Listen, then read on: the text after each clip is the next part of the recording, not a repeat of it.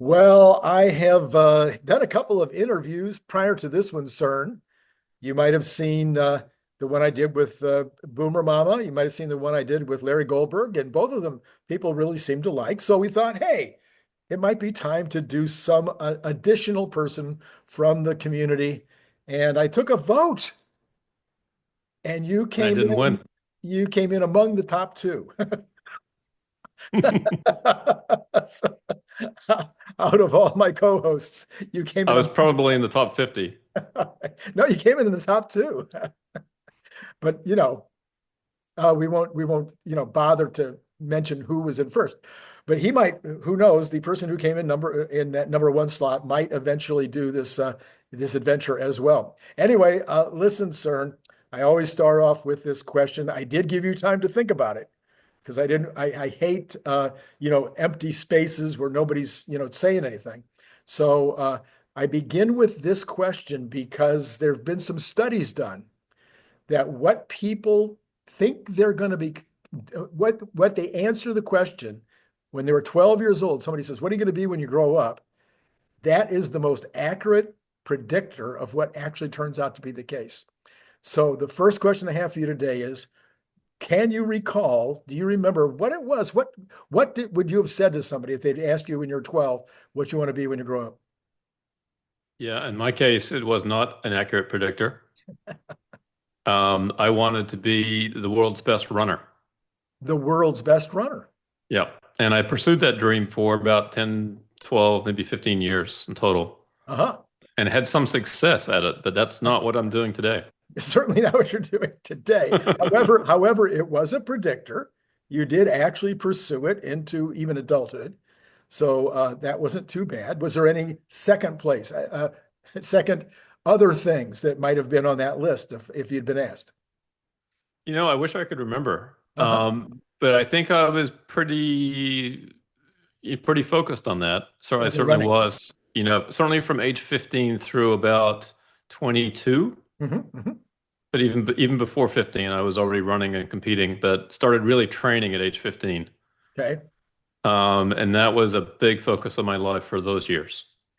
And Yeah. this is long distances, short distances, barriers in the way, like hurdles and things are just. Well, living in Canada at the time, cross-country running was kind of my interest. I see. And actually, I have a few photos to share with you if you're interested in seeing them. But yeah, okay. So let's do that. Yeah. Well, Okay. I'm sure you Well, you because have some other CERN, questions. obviously, if it's your autobiography, we knew that we were going to get charts, graphs, Exactly. photos. It has to happen. Yeah, yeah. Oh yeah, no, absolutely. And by the way, I've traced the origin of my interest in spreadsheets, so we can discuss that as well. I see. But first of all, in order to answer your question, let me just take a step back. I was born in a little tiny country in the South Pacific, New Zealand. Yes, yes. And if you look at the Earth and just from the right angle, New Zealand's about the only thing that you can see. Oh, interesting.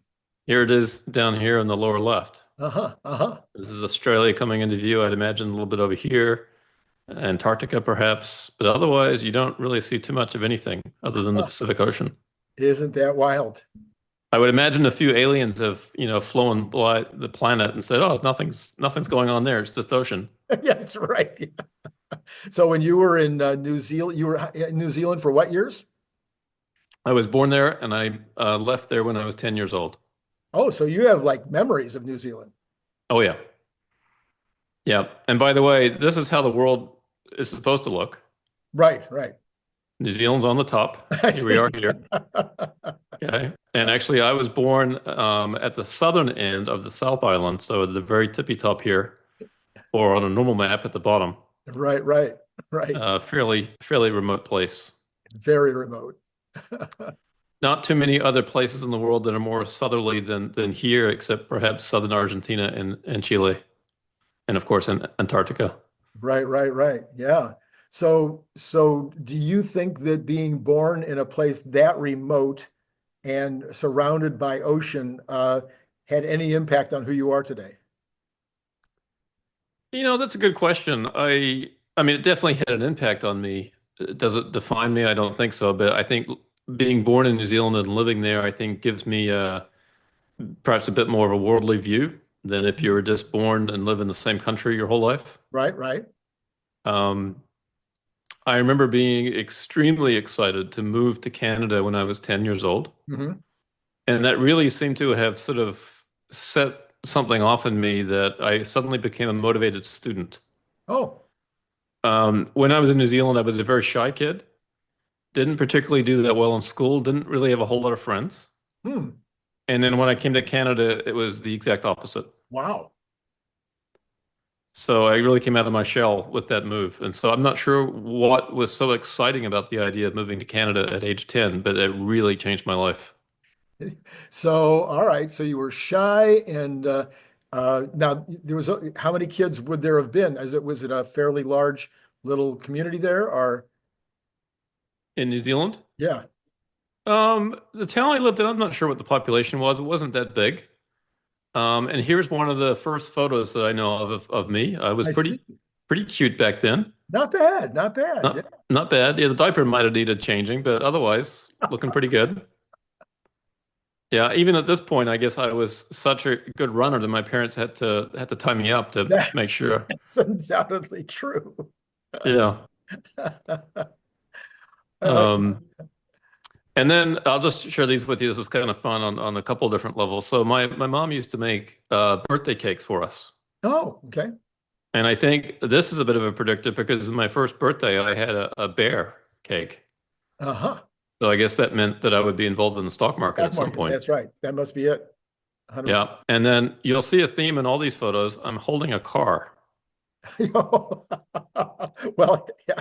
Okay, we do know, of course, that cars are the number one little boy toy, Yes. but nobody knows what number two is. Do you know what number two is? No. Flashlights.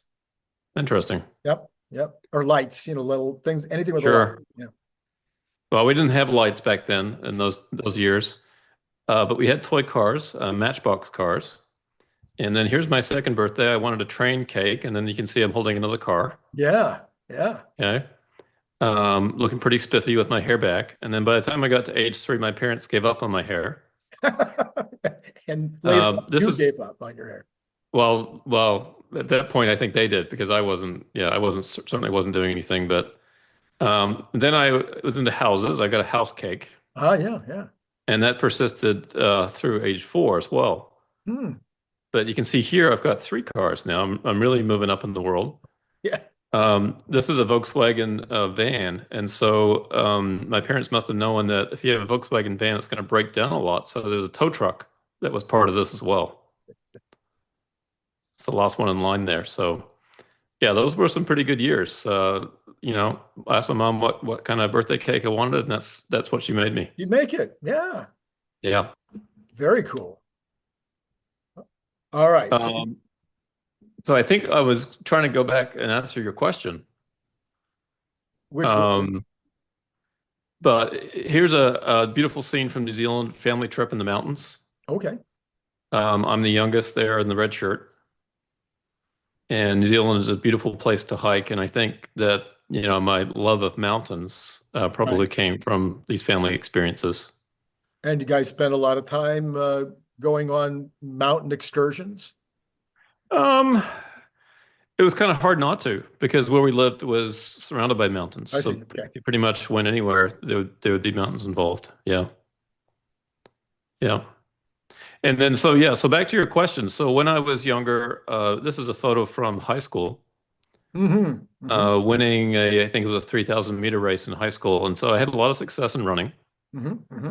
Mm-hmm. And then that also parlayed to some national success. So when I was 18 years old, actually, I think I may have just turned 19, I won the Canadian Junior National Cross Country Championships. Okay. And the cool thing about it, actually, here's the only photo I have of the race. This was on a course at UBC in Vancouver on a Mm-hmm. field, and there was a number of laps. This is going into the last lap, and so I was leading that, and throughout that last lap, I pulled away from these guys and won the race. Nice. In my recollection, I won by a country mile, And I just happened to see the race results today. The guy that was in second was 4 seconds behind me, so I really Four wasn't that seconds. far Yeah, ahead. yeah, yeah. But in my memory, all these years, I thought I beat him by, by a minute or something. Right, right. Interesting. All right. Yeah. And then just to finish this out, so then as I got a little bit older, went to college in the U.S. on a track and field scholarship. And then when I graduated, came back and I still was running. This is actually a photo from the Canadian Senior Track Championships. And the guy there in the photo in the blue, the tall guy, he was the best runner in Canada. And you can see there he was checking me out to see if I was going to be competition for him. And there's just an action shot from the race. Yeah, yeah. So what happened in that race? Wasn't a great race for me. I think I finished eighth. Okay, all right. Yep. And was that the end of your career? You finished eighth and you said that's it. Kept going for a few more years. Certainly enjoyed running. Uh-huh. It was funny today. I uncovered my old training journal, and this predates my life commitment to spreadsheets. There you go. Right. So every page in here is a month that shows all my running activity. Uh-huh. It starts in April of 1988. So I was 18 years old, actually 17 back then. And goes, and this is kind of funny. It goes for 118 months. Sorry, 114 months. And it ends in 1997. And on September 1st, 1997, Randy, do you remember what happened on that day? No. When I say it, you'll say, "Oh yeah." No. Somebody died in a car accident. Oh, is that that was the singer? No, Princess Diana. Oh, Princess Diana. Oh, interesting. And it's kind of funny because I wrote at the top of the page, Princess Diana dies. Huh. And that month was when I stopped keeping track of my running activity. It just hit you so hard. I lost all motivation after Lost her all death. motivation after she was gone. Yeah. Yeah. Now, 10 years later, I transferred my exercise activity to a spreadsheet, but this is the precursor to my spreadsheets. Your spreadsheet. I see. We many of us were transferring written stuff to spreadsheets during those years. That's right. Yeah. I'm surprised that I haven't transferred this yet to a spreadsheet. I guess that's a future project. Yeah, of course. Perhaps Optimus can do it for me sometime. There you go. That'd be a great way to take care of it. Yep. Okay. So you were born with the last name Basher. We've talked about this a little bit on my show when I first met you, but many people wouldn't have seen that. So we're complete in this biography. Is there any, I mean, that's not a name. I mean, my name, Kirk, I mean, it's fairly, it's not like Jones, but it's fairly common. But Basher, I've never known another Basher ever. So is there any history to Basher? Well, there is. My father actually did some work on a family tree one time during a sabbatical that he had, and he traced our family back to, I think, the 1500s, maybe even earlier, to Southwest England. Okay. And there's a place in England called Land's End. Yeah. And there's an area there called Lizard Point. Lizard. And our Lizard Point, yeah, and our family seems to sort of emanate from that area generally. And when you go to the cemeteries, you see different names on tombstones. There's Bashar with an A, Basher, Bashire. There's different versions of spelling of our name. So probably Bashire maybe was the original name. I'm not sure. And was there any, like one of my family names is Plumber, which actually in England it was Plumer with one M, and they were makers of quill pens. Was there any kind of a derivation for the name Basher? Not that I'm aware of. That you could find. Okay, all right. Yeah. I mean, I wish I could say we came from a long line of, boxers or something like that, but I don't think so. Okay, then as unusual as your last name is, your first name, of course, is almost singular. I don't know if there's any other Cerns in the world. If you've tracked it down, do you know if there's anybody else going by Cern?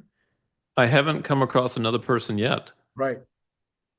Surely there has to be somebody out there. But don't call me Shirley. Correct. Right. Yeah. So my name actually comes from the Danish name Soren. And my parents were traveling in Europe in the 1960s, and they met a guy that wrote this book. Okay. And his first name was Soren, Soren. Which is a fairly common name, I think, in that part of the It world. is. Yes. It is. And it's kind of interesting because this little book is for teenagers that might want to challenge authority. I see. Okay. The first chapter in this book is titled "All Grown-ups Are Paper Tigers," and it goes from there. Um, so I guess kind of fitting. Yeah. Yeah. Yeah. That yeah. But in addition to that story, in high school, my best friend was a big blonde Danish guy by the name of Soren. Oh, interesting. And so I had an amazing high school experience because I was a pretty nerdy, scrawny kid, Okay. Okay. and I would have been picked on if it wasn't for Soren being the toughest guy in the school. I had a free pass in high school, Randy. No There one you touched go. me. There you go. Yeah. Yeah, I bet you I probably could have topped you for being scrawny, but at least I was tall. I wasn't, I guess you're probably at least as tall as I. How tall are you? I'm about 5'11". 5'11", yeah, so you're taller than me. I was 5'10", about 115 when I graduated from high school. Okay. My running weight was about 130, 135. Okay, so you were a little bigger than I was for sure. Yeah. Okay, all right. So you were a runner, you were a better student, you were scrawny, and so you had a big friend. But you were also became more outgoing, so you were more fun to be around in high school. I don't know about that, but I was certainly very focused on running, and I had a lot of success through high school. My last year of high school was when I really started to improve as a runner, Okay, and then into the first year of college, and that was when I won the Canadian Junior right, Cross Country Championship. right. Yeah. And the Okay. next year, I got to compete in the World Championships. I was invited to Japan for a race there. Spent a few weeks in Switzerland in the summertime running, so I had a lot of success. And then from there, I went to college in the U.S. Mhm. At at the University of Alabama. University of Alabama. Yeah, Right. You'll have a bunch of fans probably right on this show saying, go Bama. roll tide, roll. Yeah, that was a good experience. Obviously, moving from Canada, moving to the deep South was an interesting cultural experience, but yet for me, I was more a part of this international track and field team. Okay. And they had runners from Venezuela and Africa. They had throwers from Iceland. It was a really amazing experience. Yeah. Yeah. So you got really first of all, you were already somebody who'd had international experience by Mm. just your moves, but then you're thrown into this international group of runners and field folks. So you even expanded your horizons more. That's right. And it was interesting too, because in my first year of college in Canada, I was going to the engineering school and I kind of followed in my brother's footsteps. Didn't really think too much about what I wanted to do in the future, but he was interested in engineering and that's where he was. And so I just did what he did. Mhm. That was the year that I had a lot of success in running. And so I missed a lot of classes and I had a really terrible first year of college. The Mm, experience was horrible. mm. And none of my professors could have cared that I was off running and representing the country. They didn't care about that at all. There was no special dispensation for me because I missed, weeks and weeks of classes. So I took the opportunity to transfer into the business school when I went to Alabama, Mm. and I got a degree in finance. Oh, no kidding. Yes. Yeah, and so it was also really neat because one of my professors in the last semester, he had his CFA designation, Mhm. and so it sort of came down to the idea of going to graduate school or pursuing the CFA program, and that's what I did.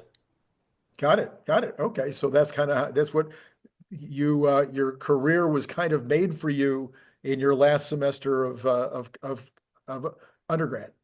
Yeah, and it was even more fun because that last semester I'd actually finished all my coursework, but I wanted to stick around and run another season of track. And so I took a graduate level finance course, Mm, a course in futures, options, and speculative markets, I see. right? And so um, I was the only undergrad in the graduate class. All the graduate students were overworked and stressed out. And here I was rolling up to class every day, perfectly prepared. And basically, I became the teacher's pet because I knew the answers to everything, right? Because I had time to study. Every other kid in that class hated me, right? But it was a great experience for me. Okay. Oh, yes, that sounds great. So, all right. So let's move back just a little bit in time. You were another one of the theories of life. There's a lot of life's theories, and one of those has to do with the entrepreneurial types, which you apparently are, at least to some degree, starting your own finance or your own independent business. They There's a theory that most entrepreneurs are B students. So I know that you said you were a lousy student for a while, then a better student, and a lousy student your first year. Anyway, would the B student thing apply? Does that one work? Um, I was generally an A student, not all A's. Biology was kind of a nemesis for me, one of my least favorite subjects. But chemistry and physics were great. Uh-huh. Math class and so on. English, I guess I wasn't as interested in English, didn't do as well in that class. But I was generally a pretty good student. Mhm. Um, Generally found it fairly easy. And so I guess, I had time to run and really pursue that. Right. And first, I don't know, I still can't really explain why running was so important to me. Mhm. But there was a pivotal moment in my life where, so I have two older brothers, Right. and the brother that's 2 years older than me was very competitive and very good at everything he did.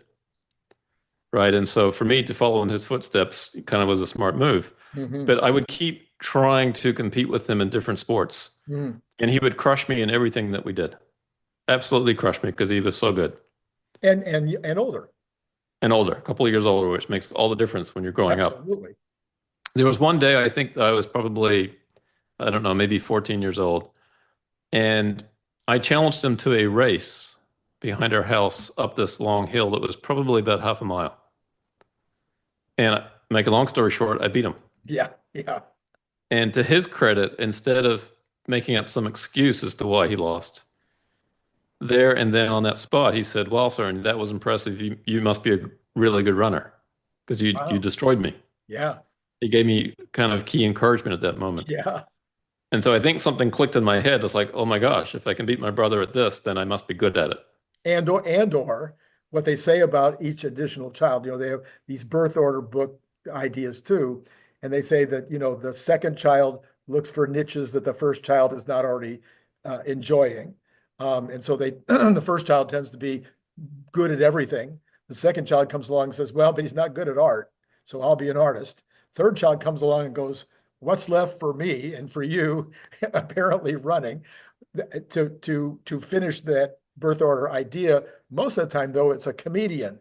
And of course, everybody that watches this show, it knows that you at least have a comedic flair. I don't know if you could do stand up, but we know that you do have, let's call it, you're amused easily and Mm. like to amuse. Yeah. Yeah. Yeah, I don't know where that comes from. I think my dad had a pretty good sense of humor, and he and I used to joke around a lot. But otherwise, I think it's just kind of the way I see the world. I just, I don't take things too seriously. Okay. All right. Yeah. Well, all right. So you're now, let's go back to the transition so in high school, though, were there other hobbies or was running it? Were you just like run, run, run, run, run and didn't really leave much time for chess club or other kinds of hobbies? Yeah, running is kind of a all-encompassing sport. Maybe not as much as swimming is, where you have to get up at, 5 o'clock in the morning every day. Right. But you do spend quite a bit of time training and doing different things when you're a runner. And so that was pretty much it. And I think my parents were probably pretty happy about that because they didn't They didn't really have to spend too much time, driving me around all the different things. Luckily for them, there were some other people in my neighborhood that were runners as well, and so I went with them. Um, but yeah, no, that was my focus, certainly in high school.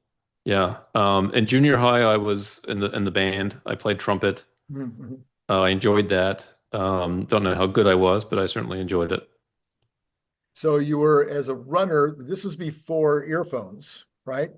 Did they have headphones then? Yeah. So when you're running back in those days, you are running in your own head. I mean, you get, especially cross country, you're getting hours and hours of time alone, time to think, time to contemplate. So you must have gotten very, very good at being happy just being with yourself. Yeah, that's a really good point, Randy. The Sony Walkman was around, and I did have one of those, Mm-hmm. but I never wore that when I was running. Mm-hmm. And I actually did enjoy kind of being out there alone, lost in my own mind. Mm-hmm. Um, Let's put those words in a little different order. That's- Okay. Um, all right. Yeah. So, and that's a, by the way, I think it's a great skill set is being able to be alone with yourself. I mm, think in particular, if you're going to be in some kind of a finance or accounting world where you need to spend that kind of concentrated and focused time without any kind of interruptions. Does that make sense? Definitely for me. And then also, I think it's consistent with sort of what I did with my life, outside of work. Hmm. After I hung up my running shoes, I kind of sort of had a career, not a career, but I spent some time climbing mountains, and I really focused on that for quite a while. And then I found cycling, which is what I do now.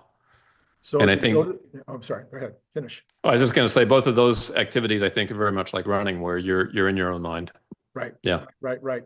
All right, that's a great place to end part one. I'm going to break this into three parts.